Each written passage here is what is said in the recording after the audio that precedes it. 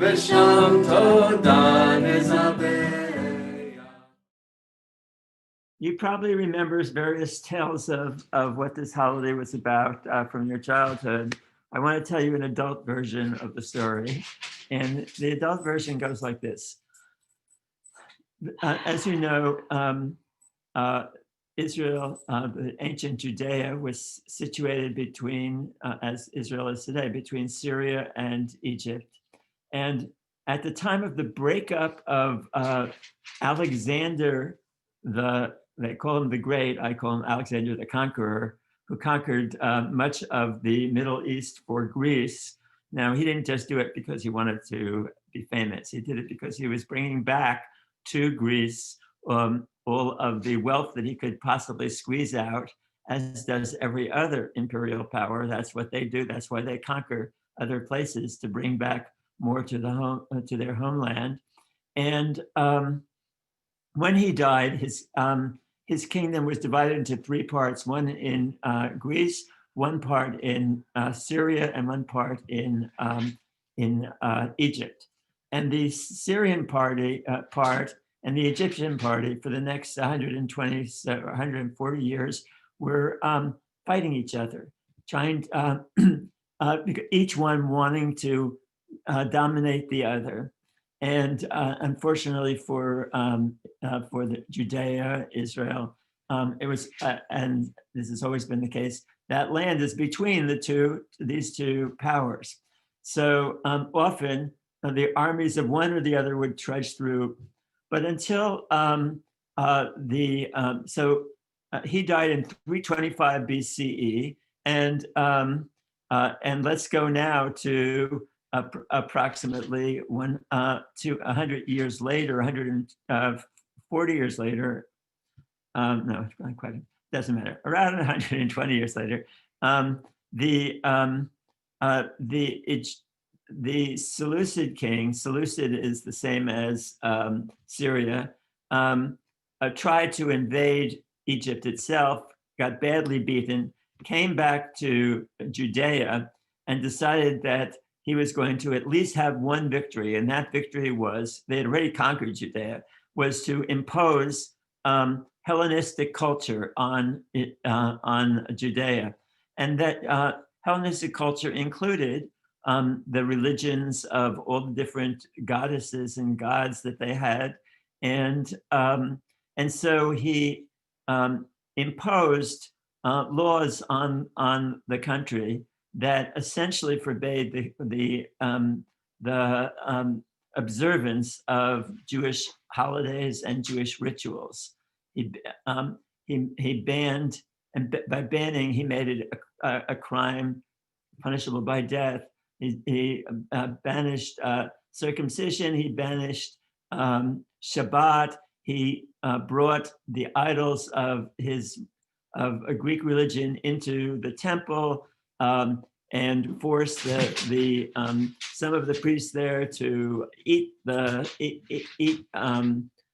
pig that was being slaughtered on the inside the temple, and basically in every other possible way tried to symbolically reject Judaism. Or not that there was a Judaism exactly at that time. Judaism actually was only in its early stages of being formed, but there was a popular religion that was based on Torah, and that was spread throughout the land of Judea, or we'd call it today the land of Israel. So now there was the Maccabees were the organizing force, the anti-imperialist force that decided to try to rally people in a struggle against the occupying Greek Empire, or the Seleucid part of the Greek Empire. As you know, that struggle was successful at one level. That is, that they eventually, at this time, in 100 and let's see, I think it was 84, before the Common Era. They broke, or maybe 185. They managed to overcome, in a guerrilla struggle, because they had no arms. They had no, they except eventually in guerrilla attacks, they were able to get arms from the other side that they had beaten in the struggles. You can imagine that if you were a soldier in the Seleucid army from Syria, you weren't there because it was because you truly believed in their cause. You were there because either you thought you were going to make some money off of it, or because you had been forced into the army. So that's is one of the weak spots of imperial armies, is that people are dying for some causes that they don't necessarily believe in, or at least often that was the case until the 20th century or so. But that story of beating a guerrilla band, a popular band of the basically farmers, living out, who had no weapons, but they were, of course, being squeezed as imperial occupiers often do. They were squeezed by the taxes that the Seleucids then imposed on them, as well as demanding that they reject their religious beliefs. So there was both a material and a spiritual incentive to struggle, and but nobody would have expected that. I mean, just looking at it from the standpoint of military strategy, et cetera, nobody would have expected they would win. So, but they won for a while. And however, there's another element to the story that you may not have heard of so much, which is that inside Judea and inside Jerusalem in particular, there was another struggle going on between two sections of Jews, because there was one section of Jews that's totally identified with the Maccabees and their struggle, and wanted the Maccabees to win. But there was another section of Jews who had, who basically, as they're being told, "Oh, come join the struggle against," it's sort of like, I don't know, it's try to fantasize as like, if you'd imagine some tiny little group of people fighting the big, huge empire. And you'd think, okay, at least many people in Jerusalem, and many of those on the second side that I'm talking about here, thought, what, this is totally crazy. Why would we want to do that? What's more, it wasn't just that they thought that militarily it was crazy to get involved in that struggle, but they also thought the whole idea of maintaining the popular religion that had existed, to fight for that was ridiculous. Why? Because as many of them said at the time, and were telling each other, look at Greece. There is such a powerful force, and they've got such a developed culture. They've got plays, wonderful plays, right? From the Aeschylus and Euripides and so forth. They've got great scholars, great philosophers like Plato and Aristotle. They have an advanced society. They're working on science. Why in the world would we want to fight against that? On the contrary, they're opening up possibilities for us to sell whatever we make here into the Greek Empire. The Greeks have built all these roads so that you don't have to get into a boat to get to Athens or to other places. They're building roads around the empire. Why would we struggle against that? On the contrary, we want to be like them. And so they had already, some of them had already set up gymnasiums inside Jerusalem or around Jerusalem, where you could, where men were, because it was a very male-dominated culture, of course, and that where men could not only work out, but engage in wrestling and boxing and struggles with each other, and showing who's superior and who's not, but also exercise that was good for your body. So they're saying, this is the culture we want. We want more of that. Bring us more. Bring us more of those Hellenists. Fantastic. They're what's happening today. Okay. So they were totally against the Maccabees, and eventually, when the Maccabees succeeded in conquering, conquering Jerusalem, and they punished those assimilators, those people who had sided with the enemy. Some even were killed. Not most of them were killed. It wasn't like a huge massacre, but some were killed, and it was clear that people saw them. The rest of the Jewish population saw them as betrayers. Yet today, you could understand their position, because it's a position very much similar to, let's say, the people who are at least a section of those Jews who side with Trump are or with the Republican Party actually are following that same path of saying, hey, all that Judaism stuff, they may even be involved in Judaism, as long as it doesn't involve taking care of the needy and identifying with the homeless or with the immigrants or so forth. It was the same kind of division that was going on then, in which they would have so much more of an interest in being able to materially succeed through the Greek Empire, and who saw the Maccabees basically as what shall we say, crazies. Okay. Nevertheless, the Maccabees did succeed, at least temporarily, in taking over and taking power. Now, this is where we get the idea that, and this became an inspiration for many other peoples, but also for the Jewish people for a very long time, that the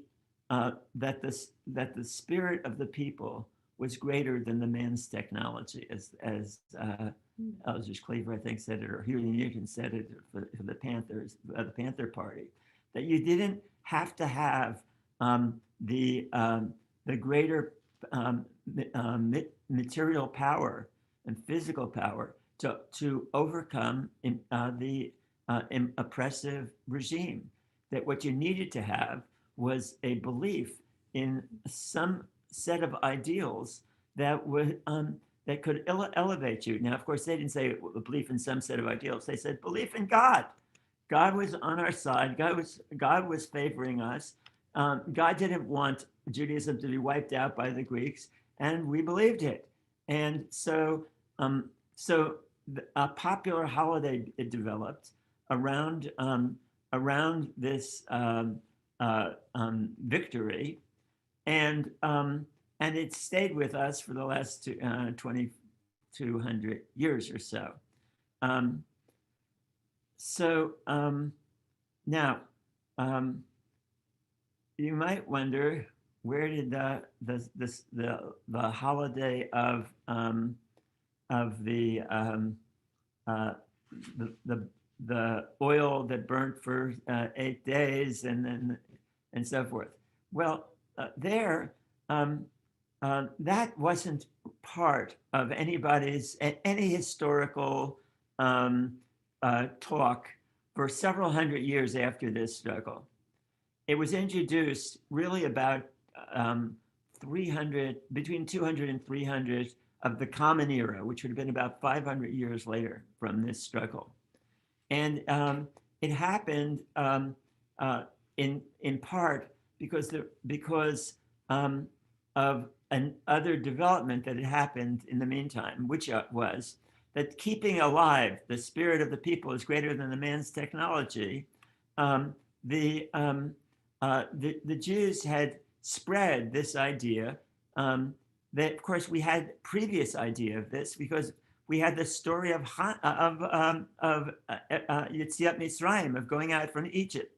So this miracle of beating the current imperial force fit right in to the central belief in Judaism, namely that the world could be healed and transformed, that there was a force in the universe that makes possible transformation from that which is to that which ought to be.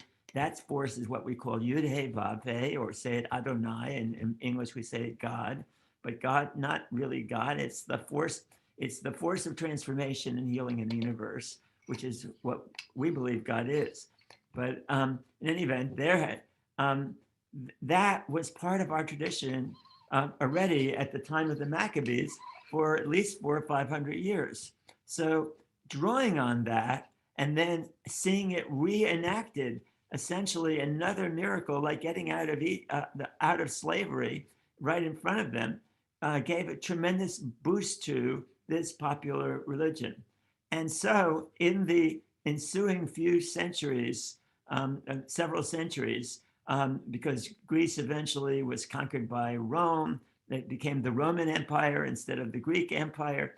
But the Jews were the most rebellious group in all of the ancient Middle East, because after that victory, and Jews started to live around the Mediterranean basin, and Rome imposed its power on all of the countries around the Mediterranean basin, and Jews were living there, and Jews were encouraging and often leading popular rebellions against the Romans, Roman imperialism in all these different places.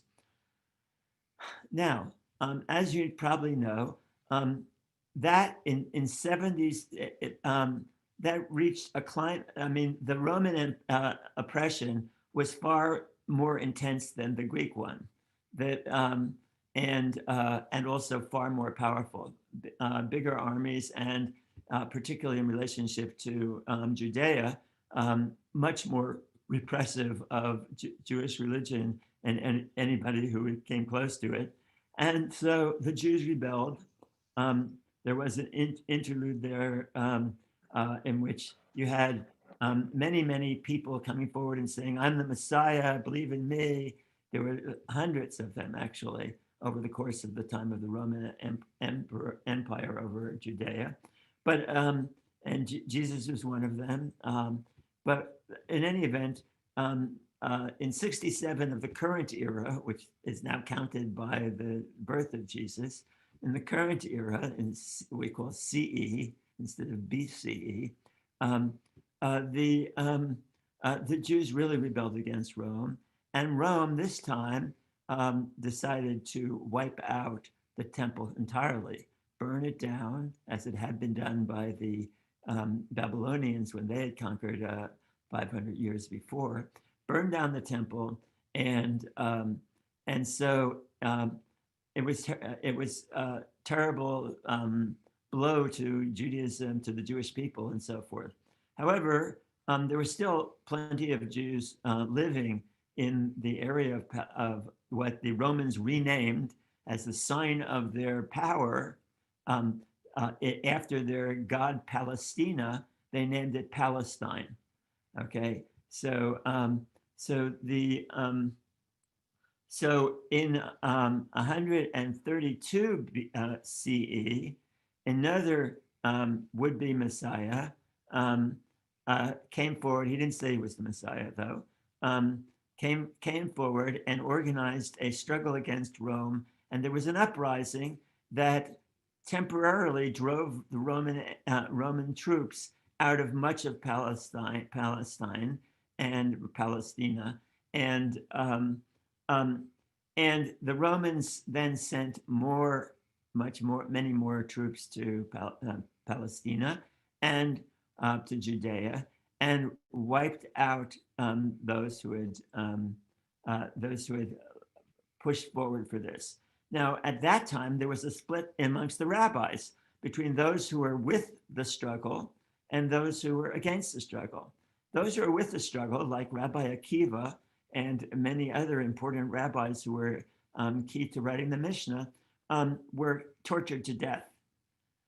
The ones who survived were the ones who didn't fight, who had said, "No, I'm not going to get into this struggle. We're not going to do this." In other words, and they decided they were the ones who wrote the Talmud, wrote formalized the Mishnah, and then put together the Talmud in the next 400 years. And in the course of doing that, they wanted to make sure that people never again rose up against a far more superior force than they. And so instead of holding on to the notion that the power of the people is greater than man's technology, having just experienced a very negative outcome to that, they tried to suppress, not physically suppress, but spiritually suppress the whole Maccabean incident. So they did not include the book of Maccabees in the Hebrew Bible. That book of Maccabees, written not by the Maccabees, but by others after them, was incorporated into the Christian Bible, but not into the Jewish Bible. And the reason they didn't include that was because they didn't want Jews to be incentivized to go into another struggle like that, when the last one, the one that they had in 135, had led to over several 100,000 Jews being killed, murdered by the Romans, and the last and much of the survivors having to go to other countries to live. And that's where that's an important part of what becomes the diaspora. Although the diaspora had already happened starting at the time of the Greek conquest, but it became much bigger then, and the center of Judaism left from there and from Palestina at that point. So the rabbis created this story of a miracle that had happened in that struggle, that was not a miracle of military success, but a military of God's intervention. And so they created this story, particularly of a bit of oil that had been found that's miraculously burnt for 8 days. There was no trace of this in any of our documents, any indication that anybody even knew this story until at least 300 or 400 years after the Maccabees. Now, there were stories of miraculous things happening all along the way, including in the Maccabee victory, but it wasn't about some oil that was found. On the other hand, the oil became very symbolically important for us from that time on, particularly turning it from the victory of the Maccabees, which the rabbis did, to a victory of a holiday of lights. So today, it's in Israel, you'll hear them say Chag Urim Sameach, happy lights holiday. That wasn't unusual because throughout the Middle East there were there were many lights holidays, and this was one of them. So now, last year when I told this story, actually for several years, I was saying, gee, these rabbis were really undermining the spirit of possibility and not allowing the Jewish people, or trying to suppress in the Jewish people this celebration of what was what could easily be considered a miracle, but it was a miracle that then inspired people to struggle against oppression. And so this gets to but I'm now watching, actually the last few months, trying to think out carefully, what are we going to do if actually the democracy is overthrown by the Trump administration in this country? what are we going to do? And many people saying, we're going to fight. And I had to ask myself, wait, is that such a smart idea? Do, they have all the guns, okay? Now, his side has been buying guns and championing guns and learning how to shoot them, and not just little guns, but big guns and so forth. Is it going to be a great idea to have a military struggle? Now, I'm a nonviolent person anyway. I don't believe in violent struggle. So there was that part of me that was saying, no, that's not a good idea. But also, just even if I didn't have that part, I would still think this is a crazy moment to have a struggle with armed forces that could really eliminate a lot of the good people in this society. If it came to that, if they felt they had to do that. So that led me to rethink this and sort of say, wait a second, maybe these rabbis weren't just a bunch of ill-fated sellouts of the Spirit of God. And maybe there was something good in, so I had always felt that there was something good in the people who held on to that spirit of don't accept oppression. But now this year I'm beginning to think, yeah, that's great. And it's right approach, but an armed struggle is not necessarily the way to resist oppression. And so I see the arguments on both sides of this of that, and I can see how the rabbis were trying to do something that was actually rational, but it wasn't the only rational approach, because in suppressing that, they also ended up making it very hard for Jews to organize in any time of our history. Now, could we have resisted all the next ensuing 2,000 years, or let's say 1,800 years of Christian oppression, in which Christians were killing Jews every year? In some place there was a pogrom or attacks on the ghettos or whatever, that all through up till the 19th century, when Jews were let out of ghettos as a result of another conquest by the French after the French Revolution. So were Jews too passive from that point on? Well, that was the story that the Zionists picked up on. They said, yeah, the Jews are too passive. They've been knocked into being submissive people, and we want to create a different kind of people. Okay, I could have bought that until I saw what actually happened with Zionism, which is that when you go for the militaristic road, there's a slippery slope from fighting and struggling towards domination and power over.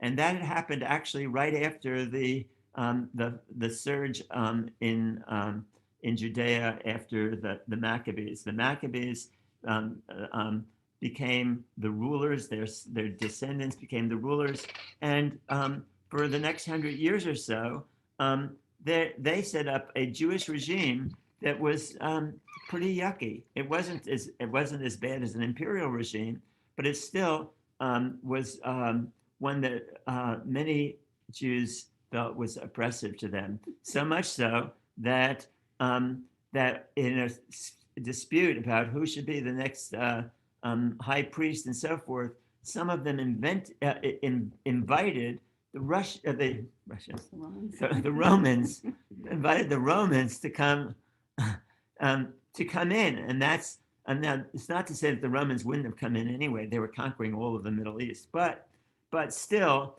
when you're into a consciousness of power over and fighting, it's not really a consciousness that is likely to lead in a good direction. So I want to say, for me, Chanukah celebration, I want to celebrate the spirit that was moving the Maccabees, and I also want to be very careful now that I'm seeing how it's playing out after the Holocaust, and and of course, understandably after the Holocaust, um, but nevertheless playing out in a direction in which Judaism is being torn apart and disgraced in front of its own children, its grandchildren at least, or its great grandchildren, who are increasingly saying, "I don't want to have any part of it. It's all about dominating Palestinians and us be Jews for Jews first. I mean, Jews making alliances, as we know that at least 20% of the Jewish population voted with Trump, and and identify with right-wing causes, and that includes some of the most ultra-religious, although the really ultra-religious don't even accept the existence of the state of Israel as being legitimate. But there's a large group of religious Jews who blindly support whatever Israel does. That, I think, is a terrible outcome of um, the maintaining the Maccabean spirit. So I want to both maintain it and I want to see limits. I'm on both sides of the issue.